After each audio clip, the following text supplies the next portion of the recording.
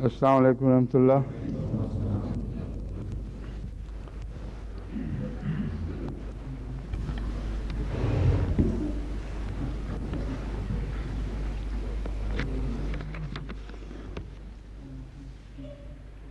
सूरह निसा आयत 8 से शुरू होना ना।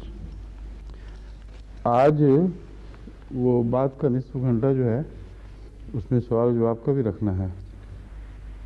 आपके पास भी हैं शायद एक दो सवाल करने वाले, और इलाहाबादी बाहर से अगर कोई आए हों या यहाँ से कोई दो सवाल उठाना चाहें तो इसलिए याद करा देना 5 मिनट पहले। आऊज़ु बिल्लाहि मिनश शैतानिर रजीम, बिस्मिल्लाहिर रहमानिर रहीम। लिर्रिजालि नसीबुम मिम्मा तरकल वालिदानि वल अक़रबून वलिन्निसाइ नसीबुम मिम्मा तरकल वालिदानि वल अक़रबून मिम्मा क़ल्ल मिन्हु औ कसुर नसीबम मफ़रूज़ा। मर्दों के लिए भी हिस्सा है। Erkekler için payı vardır. Kesin bir payı. Mimma tarakal validane vel akrabun. Onun annesinin ve babasının terekesinde ya akrabalarının terekesinde. Velin nisai nasibum mimma tarakal validane vel akrabun. Kadınlar için de bir payı vardır. Onun annesinin ve akrabalarının, annesi babasının ya akrabalarının bıraktığı malda. Kalla minhu av kasur, ister az olsun ister fazla olsun, nasiben mafruza. Öyle farz edilmiş olan bir karardır. Onların hakkıdır. Fazla yahut az tartışması değil. Veraset öyle bir yasadır ki her birisinin onun üzerine amel etmesi farzdır. Bu Nisa suresinin 8. ayetidir. Bundan önce bir ayet vardı. Onu okuyun biraz diyor.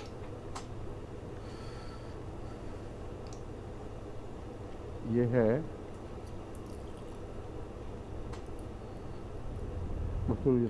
वब्तलुल यतामा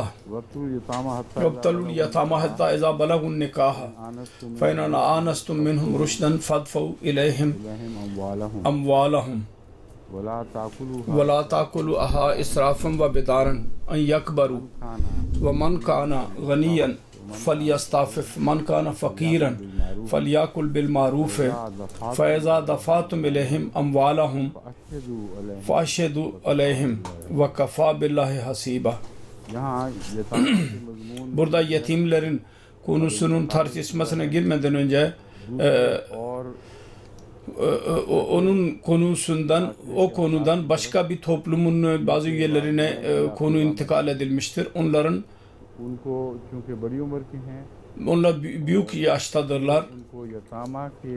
Onların yetimleri altında yetimler olarak sayılmamışlardır.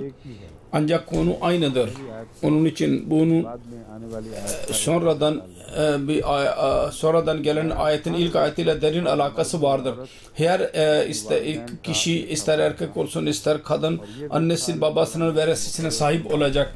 Ve bu vereseyi Allah-u Teala kesin olarak beyan etmiştir. Akrabaların veresesine dahi sahip olacak. Burada anne baba ve diğer akrabaların veresesi niye ayrı ayrı beyan edildi? Ben bu konuda daha sonra beyan edeceğim.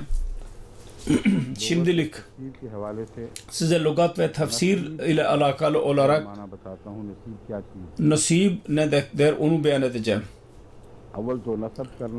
Nasip etmek, bir bayrak dikti. Bu kullanılır nasaba, bir yere dikmek, yükseltti ve dikti, gösterdi insanlara. Bu mertebedir.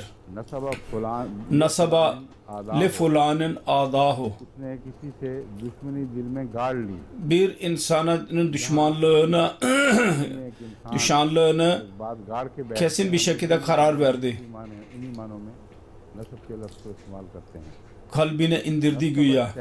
Nasaba şeya, इसको नीचे देखा, नीचे रखा। bir şey alta koydu. नसबा नहीं बल्कि Burada nasaba değil, nassabadır. नसबा के बाद में Nasaba'nın babında bunun anlamı या बल्कि नीचे yükseltmedi, aşağı tuttu. रखा। Ansabahu, lahu nasiban। Câlahu lahu nasiban. का मतलब Ansaba demek onun için मुकर्रर bir payı ayırdı. है, इसका Nasib ताल्लुक है bununla alakalıdır. Allah-u Teala फरमाया है payı नसीब कहलाता beyan etmiştir ve her payı nasip olarak isimlendirilir. है। तकासबू Tanasabu şeya takasamuhu. बाहम बांट Onlar bir şeyi kendi aralarında bölüştüler. Onun için nasip kelimesi बांटा जाता kullanılır. Çünkü tereke, verese bölüştürülür. Onun için nasip kelimesi kullanılır. है। अनुस गाड़ी की चीज को भी An-nusub dikilmiş olan bir şey. और किस्मत को भी Nasiba kismete dahi denir. नसीबो अलहिस्सा An-nasibu al-hissatu mineş-şey. का एक हिस्सा Bir şeyin bir parçası, bir kısmı. टुकड़ा कोई Al-hazzo bir parçası, az bir kısım. कहते हैं हाजा नसीबी। Haza nasibi. वो कहते हैं कि मेरा Bu manada denir. Bu benim payım idi. भी और Ve Urdu dilinde dahi ve Pencapça'da dahi nasip बिल्कुल इन मानों में इस्तेमाल iki her ikisi aynı anlamdadır. होता लफ्ज़ है जो हमारी Bu öyledir ki bizim dilimizde de अरबी की तरह tam Arapça gibi आ गया है, her bakımdan girmiştir मुस्तमल हो चुका है। ve kullanılıyor.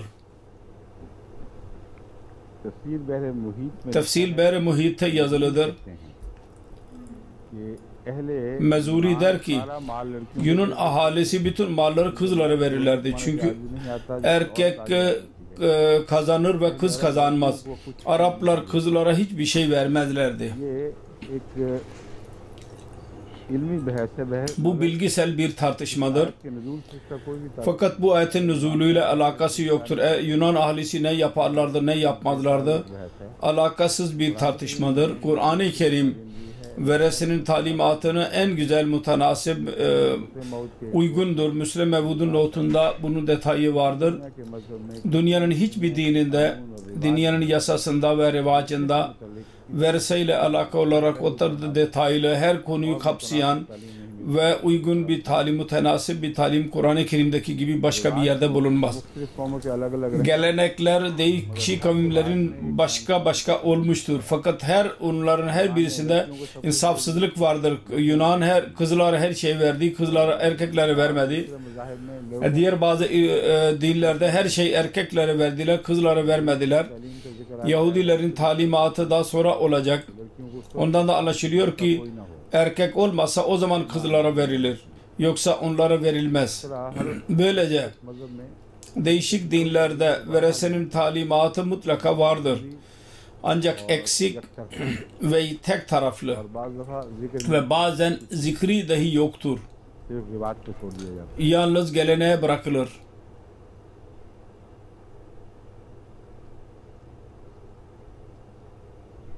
तफसीर कासमी में इस आयत Tefsir-i Kasimi'de bu ayetin sebebi şu beyan edilmiştir. Güya के रिवाज के हवाले Arapların geleneğine göredir. Kadınlar erkekler ve kızlara vermezlerdi ve derlerdi ki bizim varisimiz yalnız öyle olacak ki mızraklarla karşı çıktı ve mülkünü korudu ve ganimet malını ele geçirdi. सिर्फ Araplarda yalnız kadınlar mahrum edilmezlerdi. Çocuklar dahi verasetten mahrum bırakılırlardı. हज़रत इब्न Abbas Hazreti İbni Abbas'ın bir sözü beyan edilmiştir Nuzul babında और इमाम राजी ने ve İmam Razi इसमें अपनी तफसीर में इसको kendi tefsirinde bunu yazmıştır. हज़रत इब्न Abbas Hazreti İbni Abbas'ın sözü beyan edilmiştir. Ona göre साबित अल-अंसारी Aus bin Sabit Ensari öldü और एक बेवा और तीन ve bir dul ve 3 kız bıraktı. ये Bu किस जंग बदर में हुए Bedir Savaşı'nda mı oldu? O zaman şehit olmalıydı. का लफ्ज़ बताता है Öldü yani o devirde bu sure indiği zaman वफात पा गए। vefat etti tabi bir şekilde. बस वो मर्द जो उसके वसी थे Onun vasi olan erkekler बाद जिनके erkek हक में yani haklarında revaça geleneğe göre mal gitmeliydi. और उर्फजा Onlar Fuel ve Urfaca isimli iki kişidir geldiler ve अपने o merhum ke merhumun tamam mal par kabza bütün malını ele geçirdiler. na beva ke liye kuch छोड़ा Dul için bir şey bırakmadılar, kızlar için de bir şey bırakmadılar. वो Bunun üzerine beva Dul Hz. Resulullah sallallahu aleyhi ve sellem'in huzuruna gitti अर्ज किया कि ve dedi ki ya Resulullah böyle bir hadise olmuştur. Bizim için bir şey yok mu? के जवाब में Buna cevaben Hz. Resulullah sallallahu aleyhi ve sellem buyurdu ki घर जाओ eve git, bekle. अल्लाह ताला Allah-u Teala senin hakkında ne karar verir? इस बात Onu bekle. Eve git. सब रसूल सल्लम पर Onun üzerine Resulullah sallallahu aleyhi ve sellem'e bu ayet nazil oldu. इस आयत के नज़ूल को Bu ayetin nüzulunu bu rivayet çok sınırlandırmıştır मेरे नज़दीक ve bence Rodwell तबसरा किया है bunun üzerinde yorum yapmıştır. O daha akıllı, akla ve mantığa daha uygundur. Rodwell bu tartışmayı yaparken soru sorar. कहता है Der ki रिवायत दर्ज हुई है bu rivayet kadın hakkında yazılı olan इसकी इससे मिलती जुलती रिवायत buna benzer rivayetlerde मुख्तलिफ नाम लिए हैं 6 isim söylenmiştir. Değişik isimler. हमन का नाम जो फौत हुआ Kocanın ismi vefat edenin रिवायत में कुछ bir rivayete başkadır, başka rivayete başka, üçüncüsünde başka. के हवाले से Sonra bir kadınla alakalı olarak değişik isimler vardır. निकाल सकते हैं İki netice çıkarabiliriz. Yahut Resulullah sallallahu aleyhi ve sellem Muhammed एतबार नहीं rivayetler güvenilmez, güvenilir değil. O kadar temel fark vardır aralarında. Ancak की तौजीह है bunun bir tevcihi daha vardır, o da akıllıdır. कि वो कहता है कि उस जमाने में जब Der ki o devirde savaş yapılırken और भी बहुत से ऐसे थे जो diğer birçoklar vardı babasız kalmış olan. probable that these and similar laws relative to inheritances were given at a time when many heads of families had fallen at Uhud in battle. बहुत makbul बात है Akıllı birisidir, bir sözdür. Mütevazın bir söz söyler genellikle Rodwell. Der ki bir tek rivayete sınırlı tutmak doğru değil. Yoksa rivayetlere güvenilmez olacak rivayetler. Belki böyle ona benzer birçok hadise olmuş olabilir. Uhud zamanında bu nazil oldu ki o zaman birçok insan şehit oldu. O şehitler arasında birçoklar vardır ki yalnız kızları olacak, erkekleri olmayacak evlatları. Onun için duruma göre bu ayet birden fazla mahrumlar hakkında onların haklarını korumak için indirilmiştir. O da müstakil bir şekilde rahnuma bir usul bütün ümmet için olacaktır. Fakat durum budur. Rodwell'in bu sözü bazı müfessirlerin nazarına göre daha kuvvetlidir. İç deliller vardır içinde. Bu müfessirlere nazaran. İbn Kasir dahi aynı rivayet almıştır, beyan ettim. Ve onun tartışmasında Rodwell demiştir. Bu bir defa değil, 6 değişik isimlerle bu rivayet vardır. Onun için lazimen birden fazla olaylar vardır, birbirine benzer. Ve onlar hakkında Allah-u Teala indirmiştir. Yani bu doğru değil ki başka bir delil vardır. Sen bekle.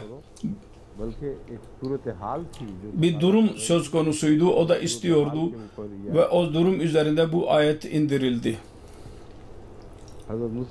Hz. Müslim Mevud radıyallahu anh bu ayet ile alakalı olarak bu ayetin önemini şöyle beyan etmiştir. Bu ayet varisler hakkındadır. İster vasiyet diyelim, ister tereke diyelim. Her iki durumda ayet diyor ki ister insan az mal bıraksın ya fazla mal bıraksın, onun evlatları ona varistir. Kur'an-ı Kerim'in bu ayetinde şunun zikri yoktur ki vasiyet dünya için yapılan ne kadar mal olsun budur ki insan ne bırakırsa onun varislerin olmalı, ister az olsun ister fazla olsun.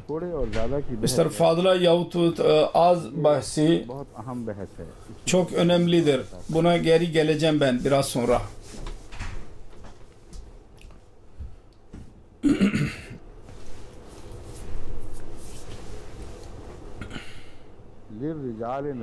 للرجال نصيب مما ترك الوالدان والأقربون وللنساء نصيب مما ترك الوالدان والأقربون مما قل منه كثر نصيبا مفروضا मर्दों के लिए Erkekler için kesin bir payı vardır. Ve anne baba ne bırakırlarsa, vel akrabun Riba छोड़ें। ve akrabalar ne bırakırlarsa. अब वालिदैन छोड़ें, Şimdi valide anne baba bırakırsalar çocuklar varis olacaklar. वालिदैन छोड़ें तो Ve anne baba bırakırlarsa kızlar varis olacaklar. इनका हिस्सा अकरबान को कैसे? Bunların payı akrabalara nasıl verilecek? Soru budur.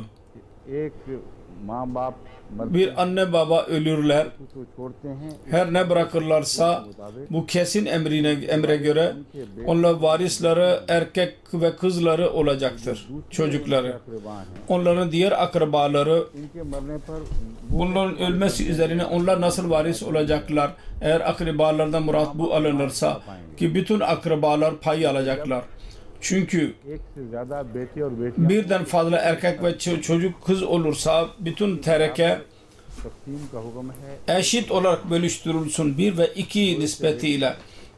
2 parça payı erkek için, 1 payı kız için. अकरबान हैं मरने Ve onların akrabalarının के किसी हिस्से का bir kısmı दिखाई नहीं देती। imkanı baki kalmıyor. वल अकरबून से Onun için val akrebun मैं माना यहाँ समझ den murad ben şunu anlıyorum. जो इसमें मंसूख है शायद का वो ये है। Bu ayetin içinde vardır. उसूली तौर पर ये उन्वान है विरासत Usulen bu verasetin başlığıdır. कानून İslami yasanın veraset yasasının üzerinde rahnuma bir usuldür.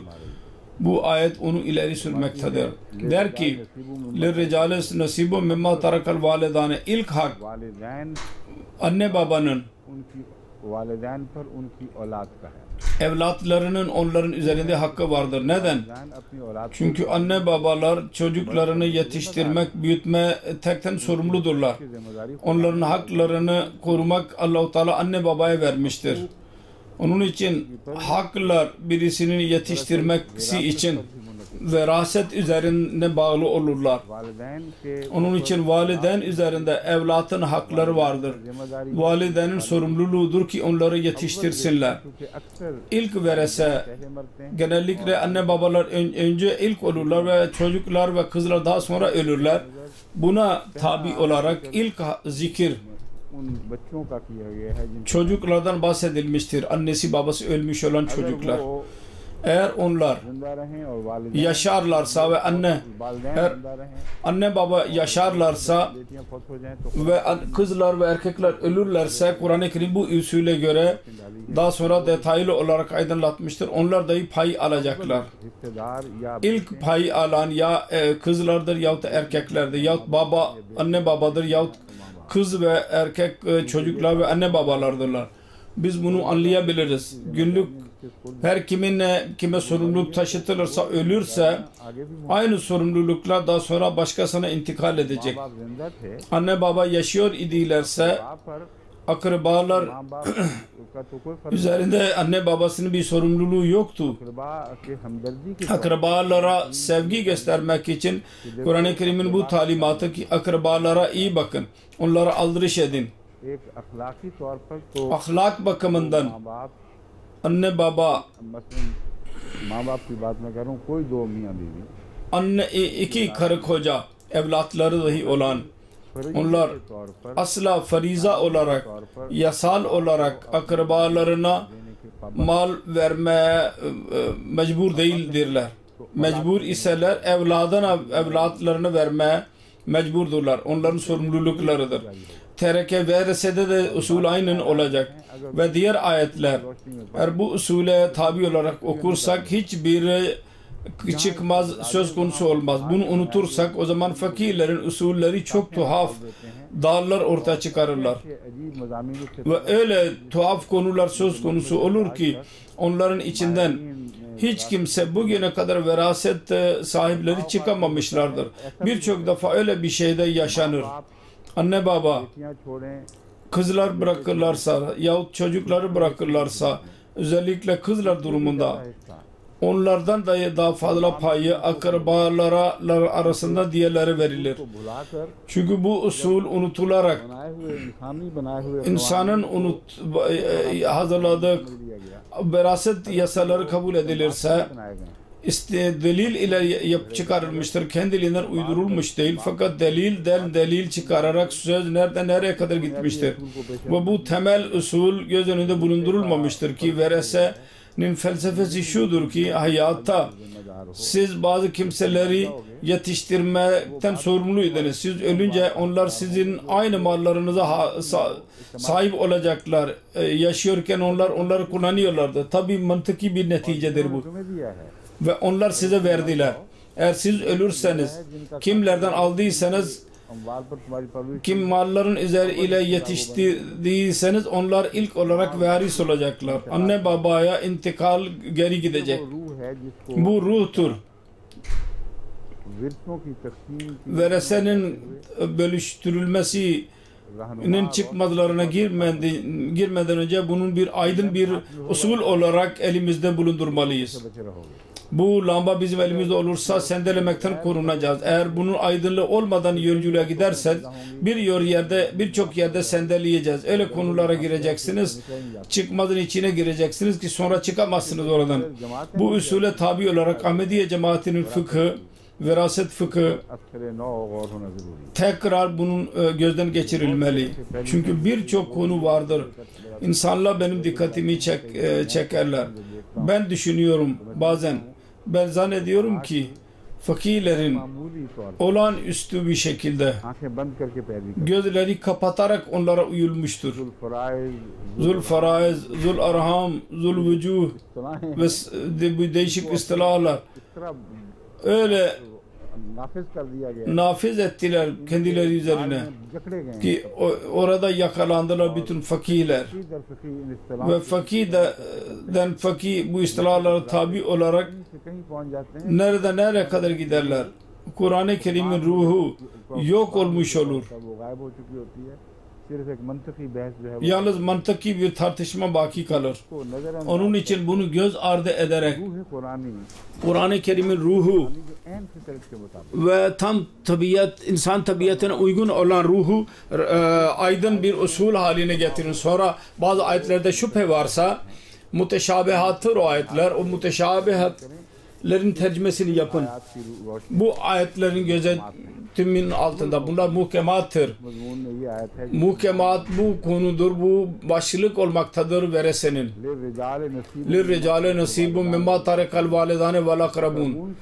Akrabunun payı nasıl verilecek? Akrabunun zikri neden vardır?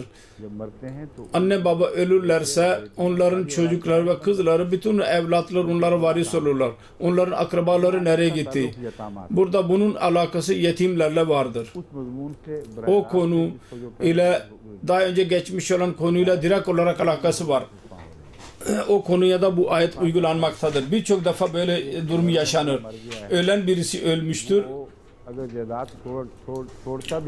Eğer mal bırakırsa da çocuklar için çok az olur. Onların bakımı için yeterli olmayabilir. Bir işçi vardır. İşçilik yaparak çocuklarına bakar. Ölünce işçilik söz konusu olmadı. O da onların geçiminin asıl sorumlusuydu yaşıyor iken. O gitti. Onun veresesi birkaç elbise, birkaç ev kapı kacağı olacak. Onları nasıl yetiştirebilirler? Bu durumda akrabalar arasından en yakın olanlardan ve bunlarda öyle akrabalar murattır ki evlat olmasa, anne baba olmazsa onlar mutlaka pay alırlar. İmkan olarak birisine varis olurlar. Onlar da bu durumda başka bir varis yokken onun sorumlu ve bekçi olurlar. Onun için Kur'an-ı Kerim'in bu usulü ki iki taraflı olsun. İhsanın karşılığı ihsan olarak verilmeli. Eğer günlük hayatta bazı fakir çocukların bakımı için onların akrabaları sorumlu olurlarsa, ölünün kardeşleri, kardeş olmazsa dayı vesaire, onların ölümü üzerinde onlardan pay almalıdırlar. Bu merkezi penceredir. Bu konunun içinde açılmaktadır. Vel akrabun. Akrabunun dahi onlar payı alırlarsa vereseden. Çünkü onların kefaletin içine girerlerse birbirine varis olacaklar. Bunlar ölürlerse verese onlar olacaklar. Çünkü anne baba yoktur. Akrabun öyle bir durum içindir. Nerede anne baba olmazlarsa.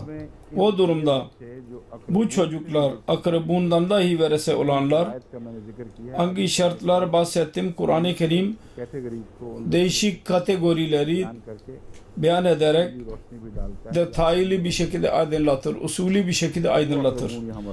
O akrabun burada murattırlar, akrabalar.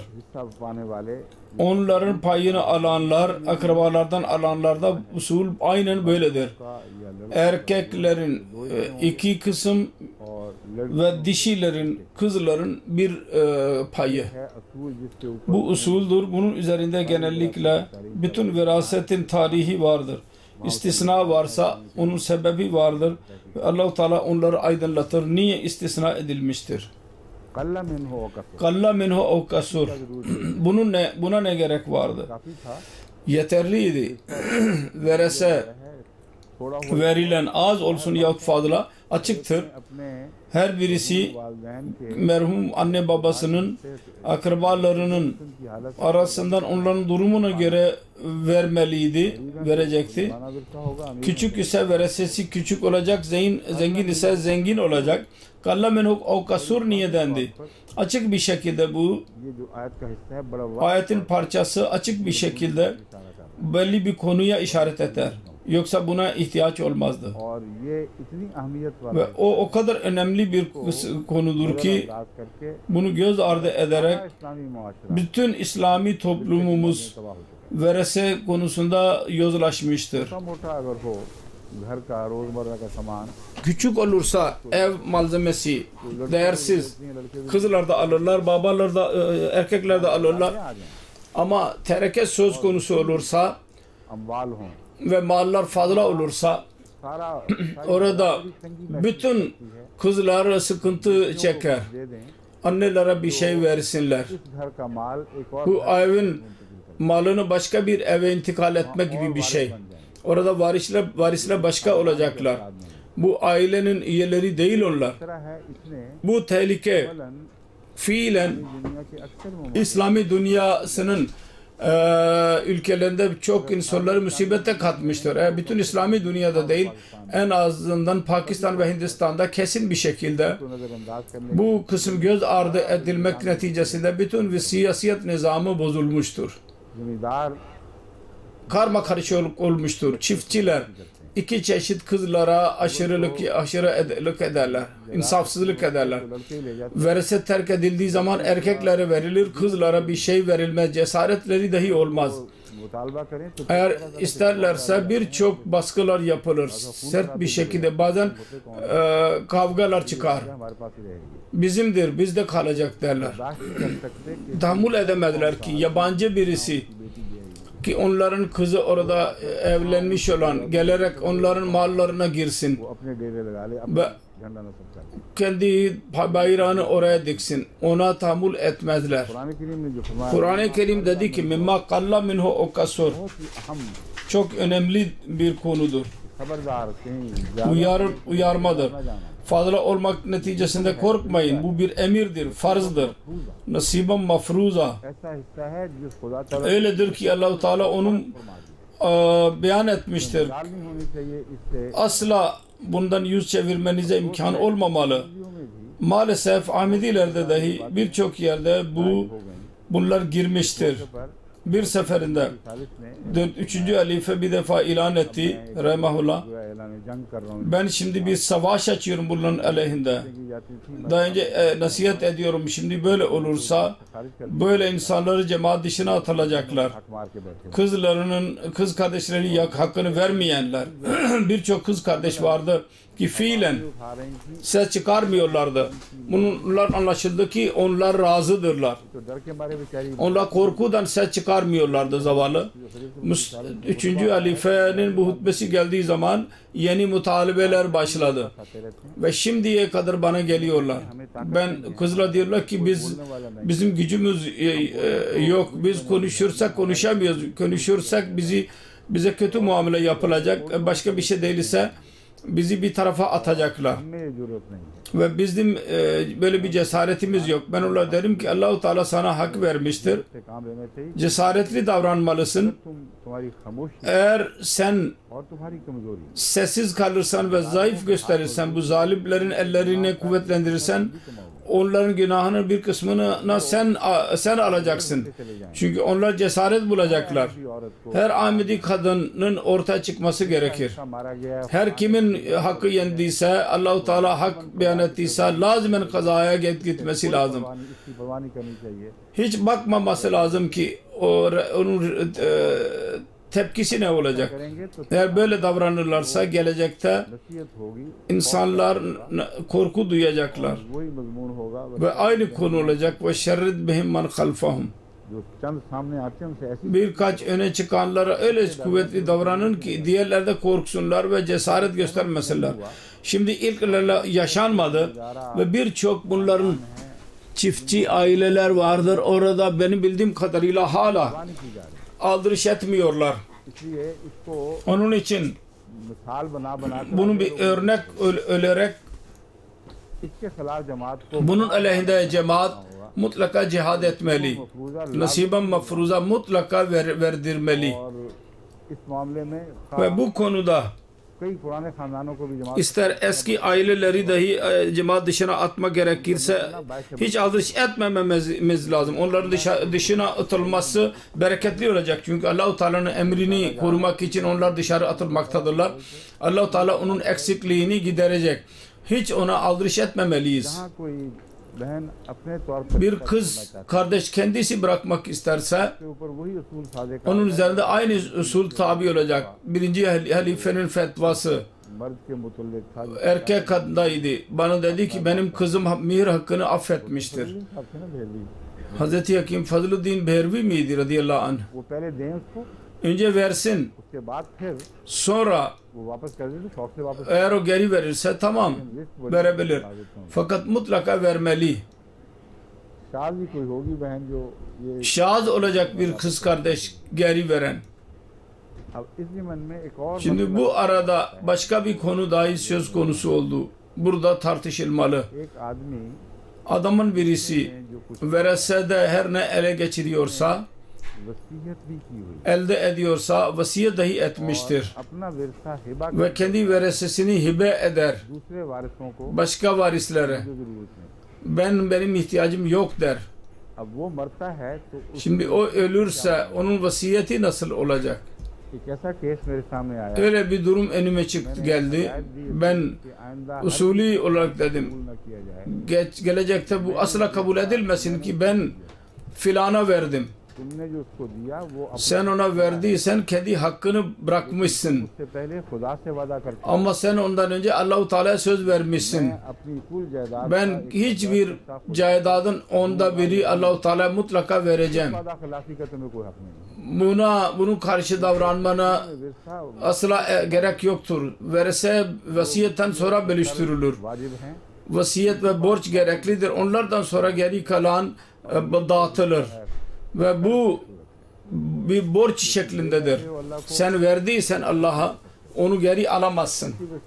Onun için öyle vasiyet o ana kadar kabul edilmeyecek. Ne zamana kadar ki varisler onun o payını vermedilerse, ölene vacip olan eğer o kendi payını alsaydı. Aynı durum İngiltere'de dahi oldu. Diğerlerde de yerlerde olur. Kesin bir değil birkaç durum vardır. Onların üzerine aynı usul tabi oldu. Verese payı bırakmak başka, kendi haklarından vermemekten yüz çevirmek başka. Payı verebilirsin ama haklarını mutlaka görevlerini yapmalısın. Mutlaka vermelisin. İkinci başka bir konu yönü daha vardır. Evlilik. Bu mesele üzerinde bu mesele çok olumsuz etki yaratmıştır. Birçok çiftçi kadınlar vardır. Onlar yalnız şu bakımdan evlenemiyorlar ki onların mallara sahiptirler. Ailelerin malı vardır. Eğer anne baba ölürlerse kızlar birçok tarlayı ele geçirecekler. Eğer başka ailede evlendirilirse, hasep nesebe bakılmazsa ve takvaya bağlı olursa onların evliliği, belki bir fakir ile evlendirilebilirler. Onlar onlara kamin derler. Yani parasız, pulsuz olan birisi. Çok zalimane bir kelimedir bu, kamin demek. Hiç şer'i cevazları yoktur. Bir çeşit iftihar vardır. Biz çiftçi sahibiz ve bunlar kendi ellerinin kazancını yerler. Şimdi aynı bu çiftçiler buraya gelirler ve taksicilik yaparlar ve utanmazlar. Bu el ile kazanmak daha saygıdeğer bir şeydir. Veresinin malını da yiyorsunuz. Ama bereketli kazanç çaba ile elde edilendir. İnsan çaba sarf ederek onu ele alır. Böyle insanlara küçük demek ve verese alanlara saygı göstermek caiz değil ve Kur'an-ı Kerim'de bunun aleyhinde çok Allah-u Teala bunu sevmediğini beyan etmiştir birçok yerde. Her nerede tan söz konusu ise böyle zalimler mallarda öyle insanları tan ederler ki kazançların dışında bir şey yoktur. Bir defa adamın birisi bana yazdıydı. Buydu. Ben onun için okumadım ki satir vardı orada. Yalnız bir tane değil. Her çeşit satir vardır onun içinde. Öyle toplum dahi kendi iftihar eden bir toplum idi. Ve bu gibi işçileri küçük görünen insanlar idi. Az çanda verirlerse yine de onlara satir alay edilirdi. 4 tane odun getirdi. Bu çanda bu mu? Fedakarlık bu mu? Böyle belki derler. Ve çandayı toplayanlar dahi üzerinde de vardı. Bu içinden mutlaka yemiş olacak. Fakirdir. Bunun elbiselerini biz beyaz gördük, mutlaka bir şeyler yapmış olabilir. Birçok ihtimalları gezilerimizin önüne seter bu durumlar. Fakirler için ve özellikle işçileri eleştirmek, alay etmek Kur'an'a göre çok çirkin bir şeydir. Bunların meslek sahibi dedikleri işte bu işçilerdir. Kendi fenninin, sanatının kazancını yerler. Bir zamanlar İngiltere'de de bunlar aleyhinde bir taassub vardı. Gentry, eşraflar, tarlaya sahip olanlar insanlar idiler. İster vereseden olsun, alsın ister almasın o tarlaya ama tarla sahibi olanlar şiraf sayılırlardı. Çocuklar arasında en büyük çocuk bütün malı ele geçirirdi. İftihar da o olurdu, Duke dahi o olurdu, malikanenin tek sahibi o olurdu. Bütün küçük kardeşlerini, kız kardeşlerini de mahrum bırakırdı. Ancak eşrafın bencilliği mevcut idi. Bunların terekeleri ölmüş olurlar, bitmiş olurlardı ama şan aynı devam ederdi. Hayatta onların bir şeyler belki kazanıyorlardı. Gelecek kendi malını dahi hazırlarlardı.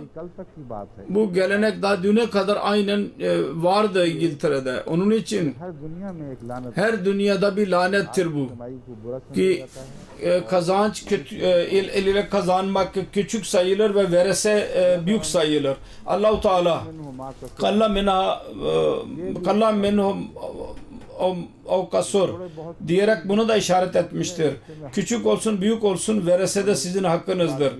Asıl şudur ki bu verese anında eğer siz çok görerek çok mal görerek veresede bir Allah-u Teala'nın yasasını bozarsanız, veresede haksızlık ederseniz suçlusunuz. Bu farizadır, mutlaka onu yürürlüğe koymalısınız. Bu bakımdan bu etkili olur. İkinci etki kızların üzerindedir ama aynısının altındadır. Onun için ben size söylüyorum. Çocuksuz, tarlasız ile evlenirsek biz nereye gidecek? Bizim malikanemiz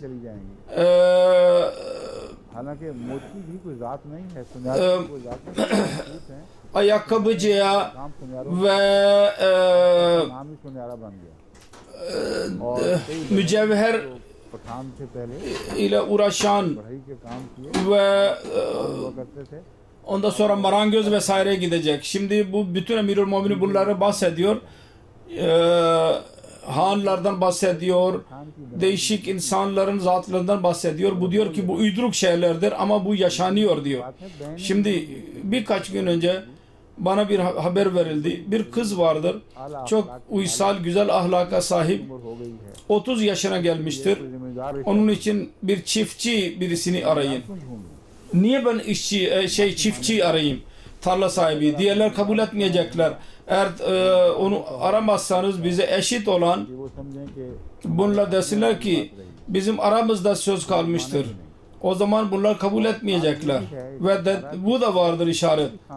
Eğer aynı aileden bir nispeten daha geniş onlardan bir erkek olursa daha uygundur.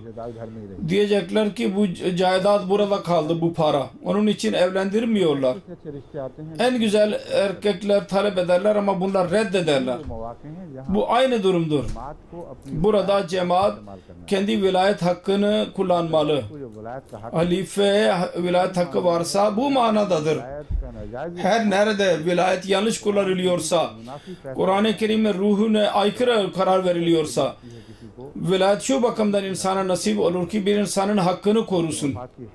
Onun çıkarını korusun. Eğer ters kullanılıyorsa vilayet ve hakları yemek için kullanılıyorsa ve bir yanlış karar vermek için kullanılırsa böyle bir vilayet yok olur. Asla vilayet değil o. O vilayet Allah-u Teala'nın çıkardığı öneme döner. Onun için halife validir. Allah-u Teala ona hak vermiştir. Ne zaman düşünürse ki vilayetin yanlış düşünce kullanılması neticesinde kızlar zarar görmektedirler. O zaman kendisi karar verir. Onun için bütün bu gibi muamelelerde mutlaka merkeze göndermeliyiz, kazaya doğru. Kazaya göndermeliyiz. İslah, irşad ve umur-i amme ve diğer encümen yahut ulemalardan ister dışarıdan olsun bir ikisini görevlendirilerek bir komite hazırlansın. Onlar arasında eğer öyle vekil olursa daha iyi olur. Bu komiteye bütün bu gibi kızlar yanlış bir şekilde şikayet edenler kızlar kendi durumlarını yazıp göndersinler. Bu komitenin görevidir. Ahlak baskısı yapsın, anlatsın, nasihat etsin. Nerede yardım edebilirse yardım etsin. Ve kimi helaketten koruyabilirse korusun. Eğer başarısız kalırsa o zaman kızlara güvence versin, yardım etsin, vekil onlara temin etsin ve kazaya gitsinler. Ve o zaman kazanın dahi eğer kararı kabul edilmezse kesin bir şekilde durumu nedir cemaat içinde? Cemaat içinden çıkarıp atılacaklar. Nizam-ı cemaat hilafet nizamının parçası olarak kalamazlar. Eğer bu temel emrine açık olarak buna boyun eğmezlerse, isyan ederlerse buna karşı bir kişisel olur bir suç, Allah-u Teala kendisi hesabını yapar. Birisi kavmi bir isyandır. Orada nizamın etkisi yoktur. Göz kapatmaya, göz yummaya. Onun için biz mecburuz. Burada merhamet adıyla bir şey yürümeyecek. Öyle bir durumdur ki biz mecburuz. Ellerimiz bağlıdır. Mutlaka biz işe gireceğiz. Kur'an-ı Kerim'in bizden istediği kesin bir şekilde yapın.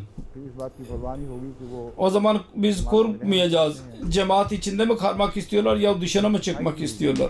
Mutlaka bu temizlik gereklidir.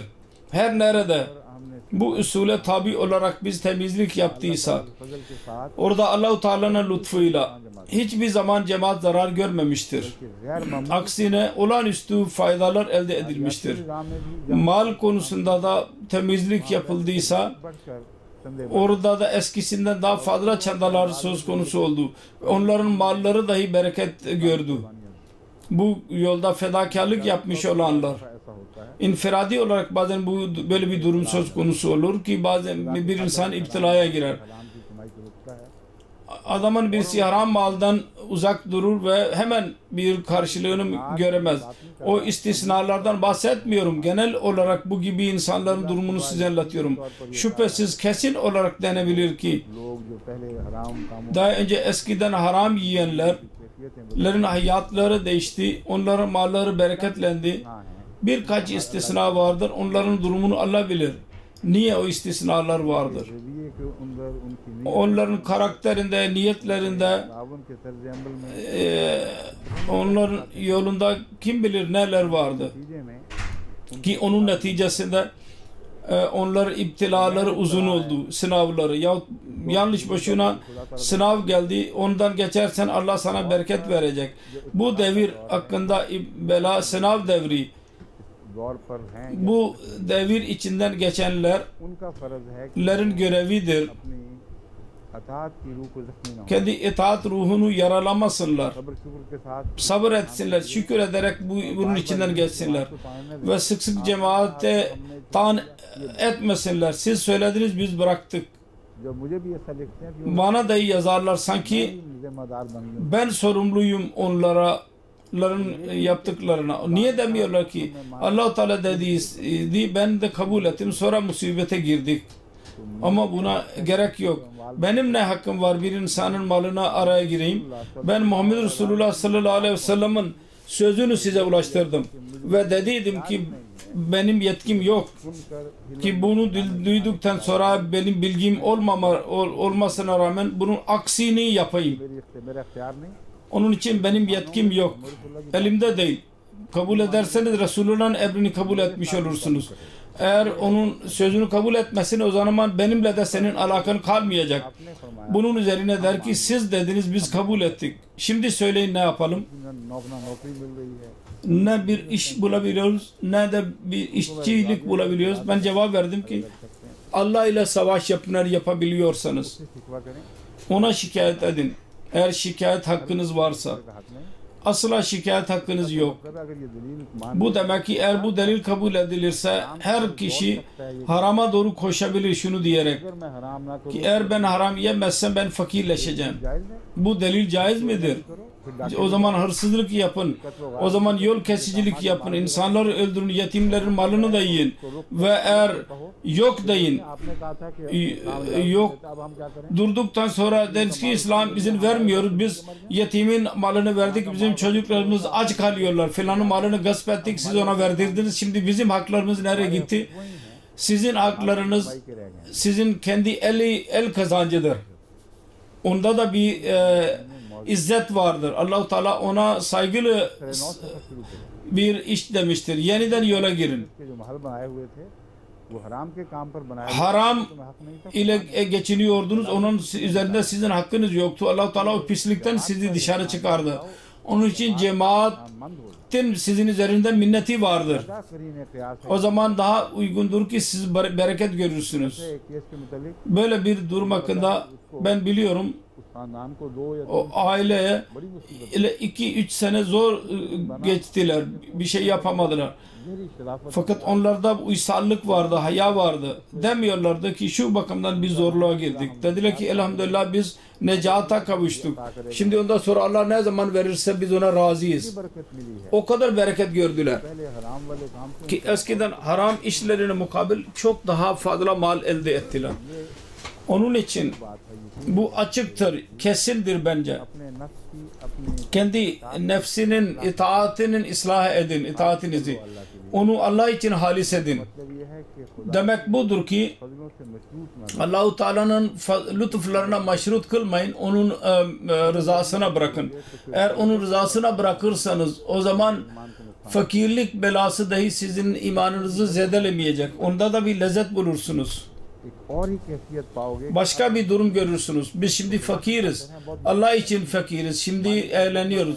O maliktir. Ne kadar verirse verebilir. Bu ruhu korursanız Allah-u Teala'nın lütfuyla bütün problemleriniz hallolmuş olacak. Onun için çiftçiler, tarla sahipleri, korkanlar, büyük mal vardır. Kızlar onları alıp başka yere gidecekler. Ben onlara diyorum ki mal almak, bereket Allah-u Teala'nın elindedir. Azaltmak da Allah-u Teala'nın elindedir. O kadirdir. Bozuk işi de yapabilir. İnsanın var olan işini de bozabilir. Hiç kimsenin sırrını bulamaz. Sizin gasp ettiğiniz mallar sizin işinize yaramayacak.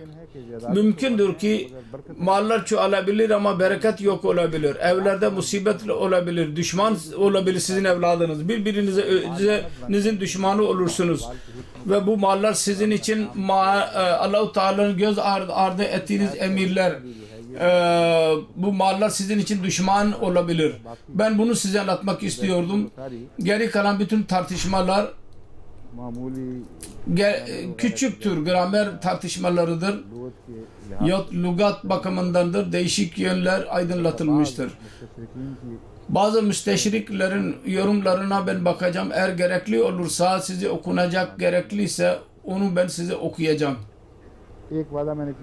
Bir söz vermiştim. Hazreti Müslim Mevud'un bir tefsiri, detaylı bir not vardır.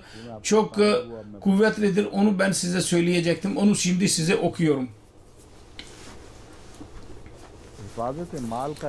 Müslim o der ki Allah-u Teala malı korumanın bir usulünü beyan etmiştir. Ona mukabil hiçbir din hiçbir şey beyan etmemiştir. Çünkü İslamiyet hangi şekilde verirse bir beyan ettiyse hiçbir din onu öyle bir şekilde beyan etmemiştir. Bu tab edilmiş olan notlardır. Tefsir çıkmamıştı ama notları yazmıştı, bizim elimizdedir şu anda. İslam verese beyan etti. Ne Hristiyanlık, ne de Yahudiler, ne Aryalar, ne başka bir din. Hiçbir dinde bütün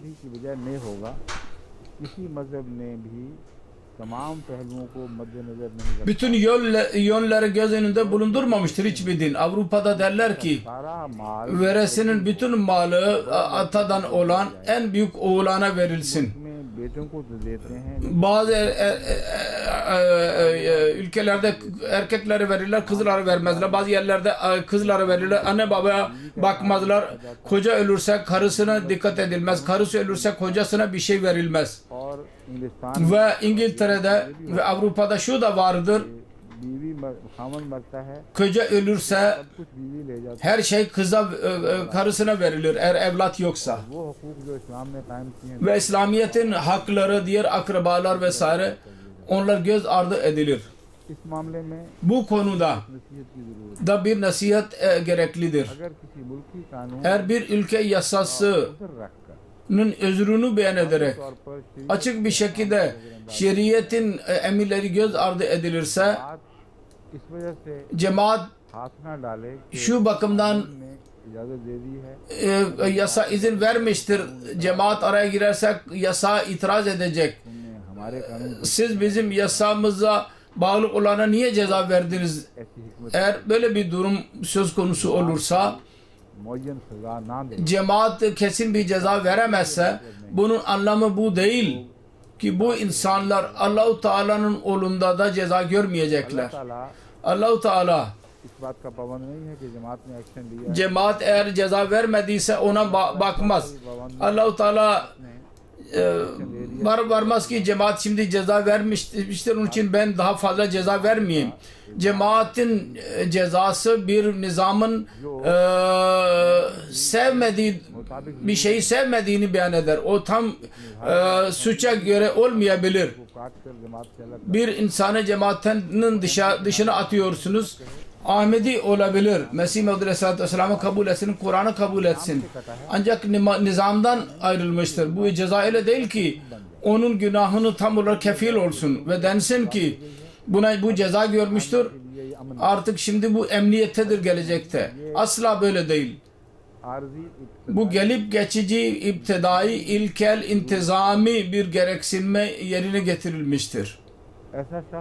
Böyle bir durum Kur'an-ı Kerim'in emirlerini bozan ve toplumda İslamiyet nizamına isyan eden, bazen kişisel büyük günahlardan daha büyük günah işlemiş olur.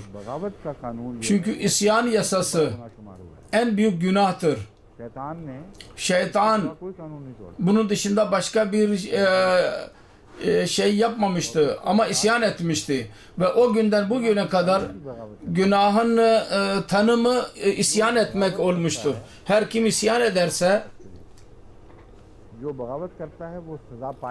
mutlaka ceza görecek. Onun için ilke yasası eğer birisine öyle haklar verirlerse ki diğer insanların dahi onunla payı olursa ülke yasası Allah-u Teala'nın cezasından onu koruyamazlar. Bunun kesin örneği Hz. Resulullah sallallahu aleyhi ve sellem'in bir kararında vardır. O da şudur ki eğer birisi dilini kullanabilen malların dağıtılması konusunda öyle bana söz ulaştırırsa ki ben teselli bulursam ki bu bunun hakkıdır dersem ve Allah katında onun hakkı olmazsa bu imkan vardır. Bir imkan böyle hiçbir zaman böyle yaşanmamış olabilir. Fakat Resulullah bize yol göstermek için bazı ihtimaller birçok yerde söylemiştir. Mesela benim kızım Fatıma dahi hırsızlık yapsaydı ben onun elinde keserdim. Bu demek değil ki Eliyazu billah Hazreti Fatıma radıyallahu anha hırsızlık yapabilirdi. Bu da aynı şeydir, imkandır. Mümkün olmayan gibidir. Ancak ümmetin ıslahı için, ümmetin terbiyesi için Hz. Resulullah sallallahu aleyhi ve sellem'in bu yolu buydu. İhtimallardan bahsederdi ve onların cevabını verirdi. Ki diğerler nasihat alsınlar. Dedi ki ben eğer verirsem o zaman Resulullah bana verdi diye razı olmasın, memnun olmasın. Belki bir cehennemin parçasını kesip kendisine vermiş olabilirim. Yerse cehennemin ateşini yiyecek.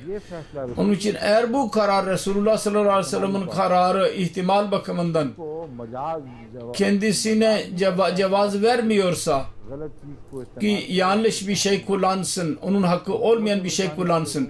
O zaman İngiltere yahut Pakistan, Almanya hükümeti nasıl ona izin verebilir? Mecazi yapabilir. Cemaatin cezasından korunabilir ama Allah-u Teala'nın cezasından korunamaz. Onun için takva gereklidir. Onların kendi görevleridir. Bütün bu hakları versinler. Onları vermek için Allah-u Teala mecbur etmez ama onları vermenin yolunda da durmaz. Öyle yasalar yok ki siz isterseniz bütün malınızı hediye olarak başkasına verin. Orada Allah-u Teala'nın beyan ettiği haklar sahiplerine niye mani oluyorsunuz? Yasayı bahane ederek yasa vermiştir ama ne zaman demiştir ki Allah-u Teala'nın temrine bağlı kalmayın. Etmek isterseniz yapın. Onun için cemaatin bir işleminin korkusuyla değil, bu korkuyla ki Allah-u Teala'nın kılıcı sizin başınız üzerindedir ve sizi bırakmayacaktır. Eğer isyan konusunda isyankar olursanız buna bağlı kalmalısınız. Bundan sonra şimdi zamanımız olmuştur. Yarım saat mi gerekliydi son? Bence bu arada bir iki referans daha okursam yerine geçecek o Doğu bilimcilerin.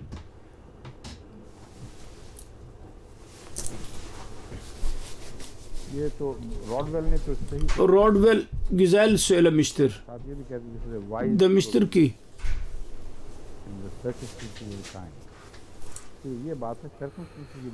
circumstances ebedi olarak demiştir. Güzel karardır Rodwell. Diyor ki güzel karar vermiştir İslam.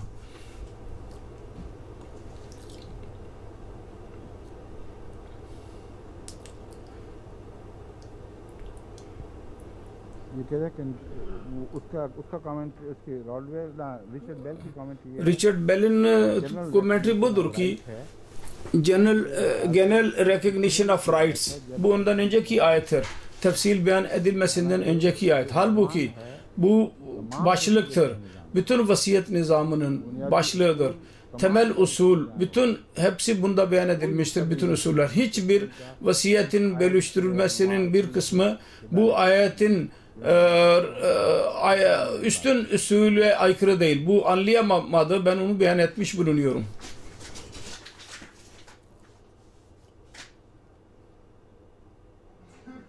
क्या कहते हैं वो मुहावरा कि दुश्मन बोले तो फिर बात मजा है। Düşman derse o zaman tadı vardır. Böyle bir deyim vardı Farsçada. हाँ वो भी फारसी में भी कह रहा हूँ। Farsçada ona benzer bir deyim var. माशहद भाई आराम पहले Al fazlu ma şehedat behil a'da, Arapçada vardır. मजे की बात ये है Güzel şudur ki bu veraset yasası hakkında veri dahi फैसला करने की olumsuz yorum yapmasına rağmen çok methetmiştir. और हैरान हो जाता है आदमी Ve hayret içinde kalır. आखिर Sonunda कुरान-ı करीम जो उसने वो Kur'an-ı Kerim'in güzelliğini kabul etmekten geri kalmamıştır. Bu kelimeleri şöyledir. The importance of this reform cannot be overrated. Previous to this, women and helpless children might be disinherited by the adult male heir and thus be reduced to absolute penury for no fault but that of being widows and orphans. Yani uska ye Yani böyle methetmesi ki overrate büyük bir şeydir. Kalbinden bu Allah-u Teala onu çıkarttı. Ki çok güzel bir kelamdır bu. Şimdi bundan sonra girelim ikinci konuya. Ben dediydim ki ben pazar günü arada bir yarım saat vereceğim, ayıracağım. Ki soru sormak isteyenler soru sorsunlar.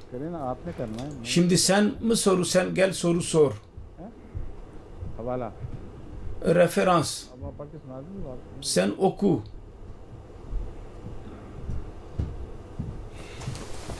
Munir Caved Bey şimdi okuyacak. Özel kalem müdürü Munir Ahmet Caved Bey. Gelen soruları okuyacak. Dün derste ayet-i kerime Totu Sofaha Amvalakum zikri vardı. Ondan önce Perşembe günü bunun detayları başladığı zaman siz bir tercüme yaptınız ve tefsir yaptınız. Ondan her şey anlaşılmıştı. Fakat dünkü derste kıyam kelimesini muhataba döndürüldü. Bu konuda Emirül Mümin'den istiyorum ki bu sahven mi oldu yahut bir hikmet mi vardı? İyi ki siz sordunuz. Bu dışarıdan mı geldi? Siz ve İmam Bey'in arasında geçmiştir maşallah. Çok önemli bir konudur. Göz ardı edilseydi birçok yerde ibham olurdu. Bazı insanlar itiraz edebilirlerdi ki ben yanlış bir tercüme yaptım diyebilirlerdi.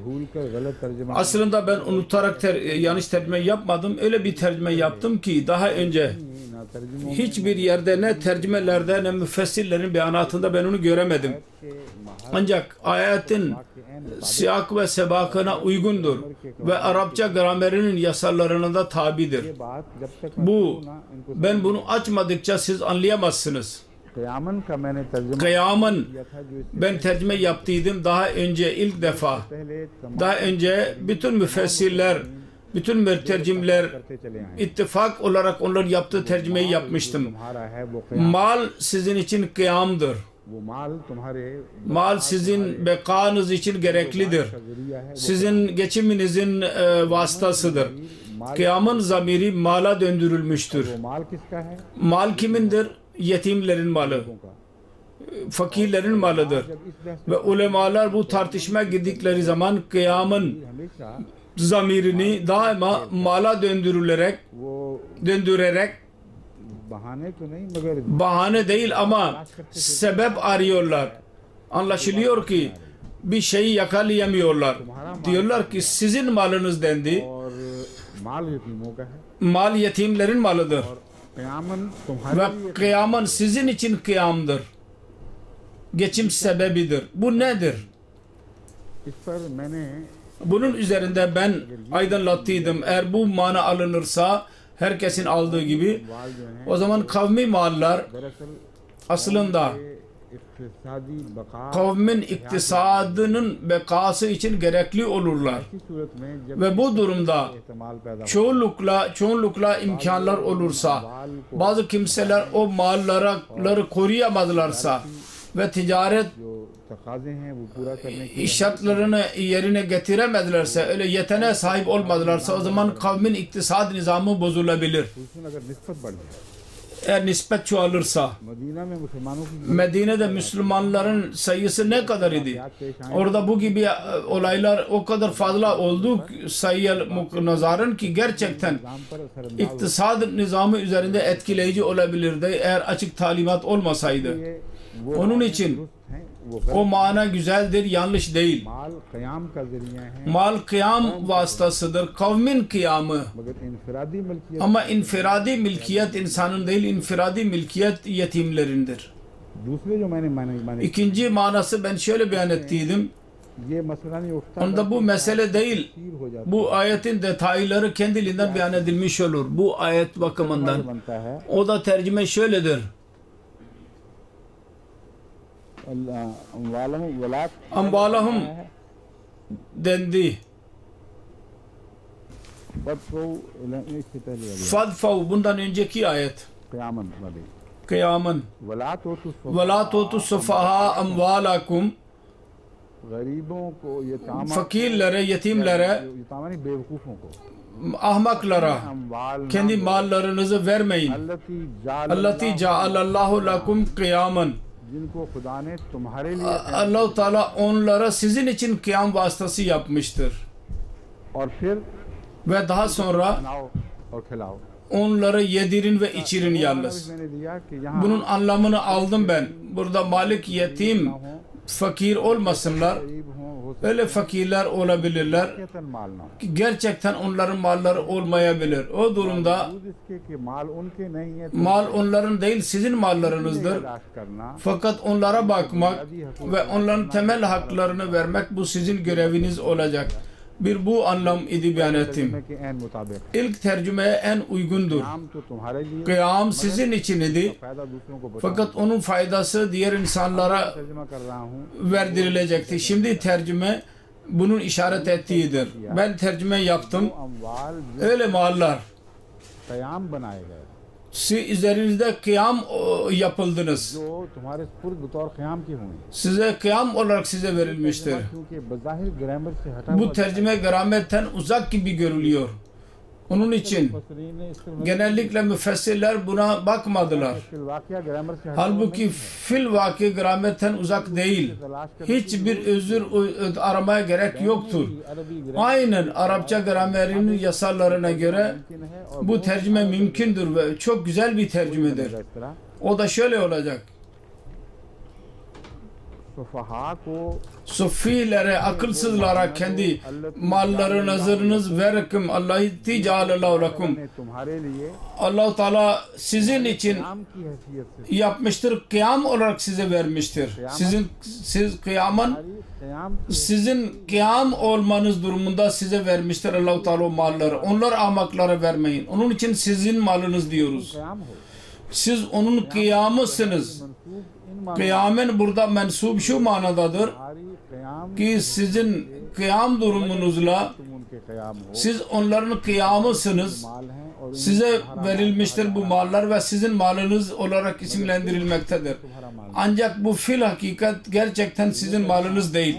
Bu tercüme अरबी ग्रामर के मुताबिक tam Arapça gramerine göredir ve bu ayetin siyak ve sebakı tabaka göre uygundur. Onun için sen iyi ki açıklama istedin. Güzel bir şeydir ki diğer ulemalar ख्याल नहीं आया कि düşünmediler ki bu soru sorsunlar. होगा तो Yahut eğer sordularsa korktular daha önceki cevaplardan. Fakat mutlaka sorulmalıydı. Cezakumullah iyi bir sorusu oldu. Şimdi anladınız mı İmam Bey? Açıldı mı? Evet. Kıyamandan murat burada mal değil. वो लोग होंगे öyle insanlar söz konusudur. Kıyamet ne manada? Bu manada ki bu mallarının koruyucuları olarak ileri sürülmüşlerdir. Sizin için bu sorumluluk size verilmiştir. Bu mallar size verilmiştir. Lekum. Ey kıyamet. Bu sizin kıyam olmanız durumunda. Şimdi bundan sonra ilerle. İkincisi şudur ki Nisa suresinde tartışırken siz bir müsteşrikin tarafından şundan bahsettiniz ki onun medeni sure diyor ve onun bazı ayetlerinin zamanını dahi tayin eder. O arada bu ayet ya eyyühen nas inni resulullah aleyküm cemiya, bu referans geldi. Okuyu. Ben izah edeyim. Bundan önce ayetin tefsiri yapılıyordu. O zaman ben söylediydim. Veri bu soru sormuştur. Ve onun dışında Noldek yahut Noldeke her neyse Alman doğu bilimci o dahi bu soru sormuştur. Nisa suresi zahirde medenidir. Ancak onun bazı ayetleri Mekki'dirler. Yahut Nisa suresi zahirde Uhud savaşından ve Bedir savaşından ve ikinci Bedir yahut Uhud'dan sonraki gazve arasında ve daha sonra Banu Kaynqa ile olan savaş devrinde nazil oldu. Ancak bu iki doğu bilimciler derler ki bunun bazı ayetleri bu devir ile alakalı değil. Bazı İbtidai Medine'nin durumundadır. Bazı ikinci de son devrindedir. Noldeke Mekki der onlara. Bunlarla alakalı olarak ben bu referansı istediydim. Noldeke buna Mekki der. Ondan murat asla bu değil ki Medeni devrinden öncekidir. Yalnız şunu demek istiyor ki Mekke'de Resulullah sallallahu aleyhi ve sellem'in geri gittiği zaman Mekke'de bu ayet indi. Onun için Mekki'dir bu. Ancak diğer müsteşrikle bilgili insanlar açmışlardır bu konu. Medeni ve Mekki'nin istilahı bu demek, bu anlam alınmaz ki Medine'de mi nazil oldu ya Mekke'de nazil oldu. Manası şu alınır ki hicretten önce ya hicretten sonra mı indi? Onun için Mekki diyorsa asla murad değil ki hicretten önce indi. Aynı şekilde Veri dahi bir soru sormuştur. O da aynı ayeti Mekki demiyor. Hiçbir ayeti. Hicretten önceki demiyor. Diyor ki hicretin başlangıcında inmiş olabilir ve delil şöyle diyor, tuhaf bir delil ki asıl şudur ki bu hitap ya eyyühen naso referans verdiğinin zikri yoktur orada. Referans nerede aldı? Fakat murad şudur, ben size anlatıyorum. O da şu diyor ki Mekke'nin ilk devrinde Yahudilerle Hz. Resulullah sallallahu aleyhi ve sellem güya aliyazu bilbiya pohpoçuluk yapardı. Yağ çekerlerdi ve onların gönlünü almak isterdi. Onun için muhatap olduysa o zaman insaf talimatı ileri sürülmüştür bu Yahudiler hakkında ve onların güzellikle dahi kabul edilmiştir. Bu eski kesinlikle önceden olacak. Yani taassup gözüyle bakılırsa ve tarihin gerçekleri göz ardı edilirse ve İslamiyet'in yüce ruhunu biz anlamazsak, birisi anlamazsa o zaman bu netice çıkarmak gerekecek ki bu ayet eskidendir. Fakat o ayet oradan kaldırılıp başka bir yere konamaz. Hiçbir devrine uygulanamaz. Çünkü bu sure merbuttur, bağlıdır birbirine. Her ayetin hem önden hem de sonradaki ayetiyle alakası vardır. Onun için boşu boşuna birisi derse abuk sabuk konuşurcasına Yahudileri met etmiştir. Onun için daha önceki olacak, bu tamamen yalandır. Tam zamanına uygulayan ayet vardır. Sonra hafif bir işaret daha vardır. Ya Yuhannas hitabı अहले किताब से ehli kitap ile alakasından önce vardı. Ehli kitap ile alakasından önce sonra bu terk edildi ve ya ahlel kitabı ve ya eyyuhan nehl vesaire ya eyyühellezine amenuttakullaha जो ईमान लाए ey iman edenler ya eyyühellezine amenu ये खिताब शुरू हो गए हैं या मोमिन ve takva benimsemiş olanlar müminler ve ehli kitap hitap oldu ve Mekki insanlar orada bırakıldı. Orada mahdud dairede hitap vardı. ज्यादा मुत्तकी थे ना Ne orada takva sahibiler vardı ne de ehli kitap vardı. Onun için en-nas dendi. दावे के तोड़ और रद्द Bu iddianın reddi olarak ben soru sorduydum. करें कि ये आयत Sorun bu ayet ne devirde indi? Ya eyyuhan nasu inni resulullahi ileykum cemiya. ये अय्युहन नास वाली आयत Eyyuhan nas ayeti तो मुस्तस्लीम veri dahi bunu kabul eder ve bütün müsteşrikler kabul ederler मक्की दौर की ki bu Mekki devrinin ayetidir. वहाँ ये मजमून Ve orada bu konu böyle beyan edilmektedir. किसी मुखातब को महदूद नहीं Hiçbir muhatap sınırlandırılmamaktadır. Mekke ve müşriklere कुल या अय्युहन नास kul ya yuhannasu बनी नौ इंसान ey insanoğulları दुनिया के पर्दे में bütün dünyanın yeryüzünde neşi yaşıyorsanız Mekke olsun Medine olsun Arap olsun Acem olsun inni Resulullah ileykum cemiya मैं तुम सब की तरफ ben hepinize cemiyen तमाम तर की तरफ रसूल बना के भेजा bir peygamber olarak gönderildim. Bu ayet varken में नाजिल होना या अय्युहन Mekke'de indirilmesi ya Yuhannas bakımından और भी ज्यादा इसके मजमून को खूबसूरती से देखा bunun konusunu daha da güzel gösterir. Resulullah sallallahu aleyhi ve sellem'in gözünde मुताबिक कभी Allah-u Teala'nın emrine göre ehli Mekke değildi. İnsan oğullarıydı. यही अमूमी तालीम Ve bu genel talimat idi. खास मुखातब हुए हैं Özel muhatap oldular sonradan.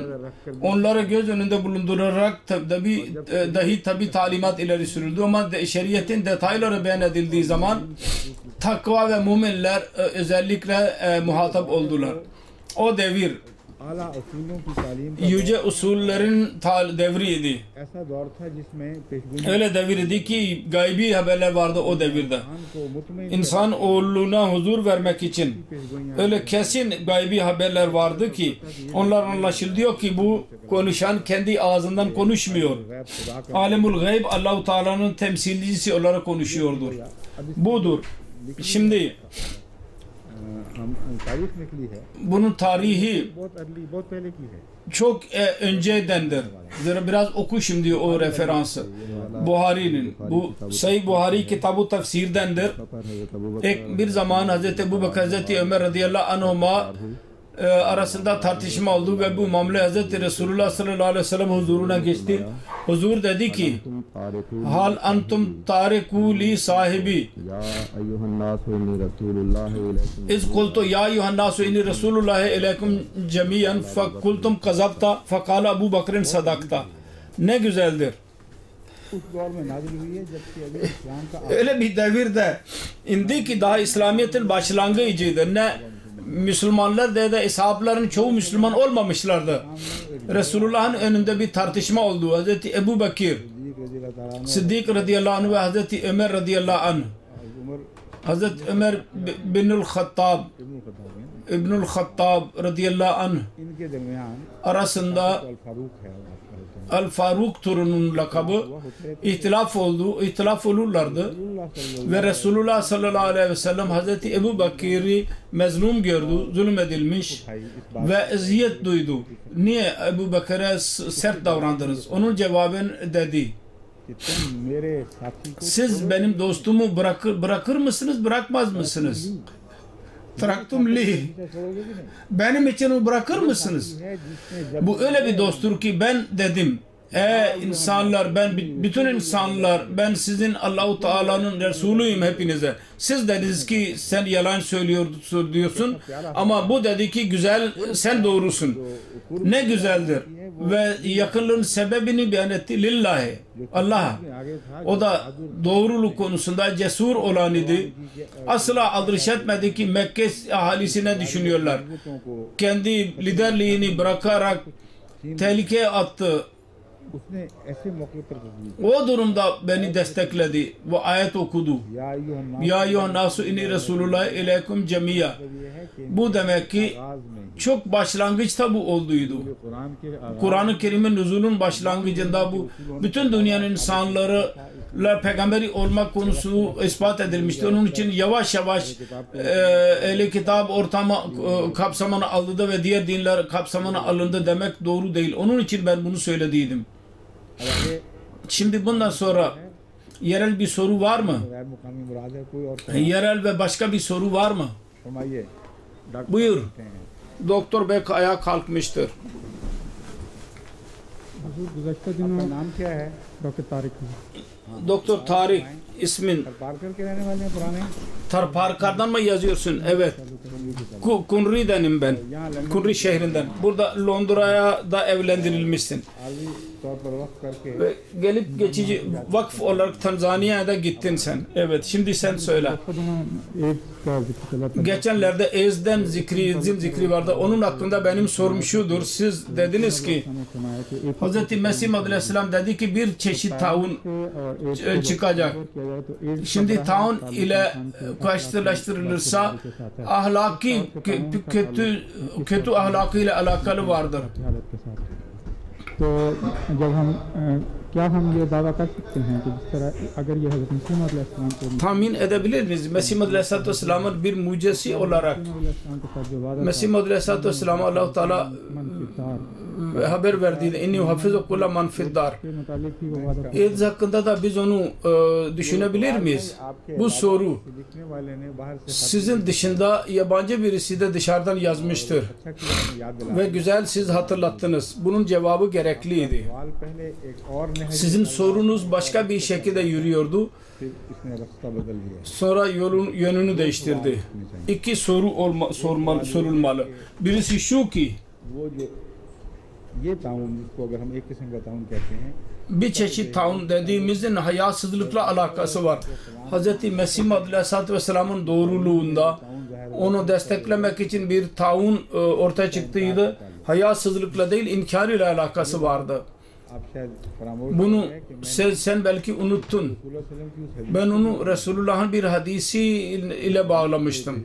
O hadiste bir önceden gaybi haber vardı.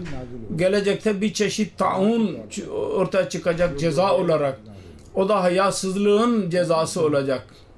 इसलिए बेहयाई Onun वाला için पहलू भी इसमें hayasızlık dahi bunda vardır. देखना ये था कि ये Bakmak şuna bakmalıydı. Bu inkar mı olacak mı olmayacak mı? Car वाले पहलू की तायद में मैंने İnkar desteklemek için Mesih Aleyhisselatü Vesselam'ın bir gaybi haberini beyan ettim. उनको Kendisi dahi bir çeşit taunu ileri sürüyor.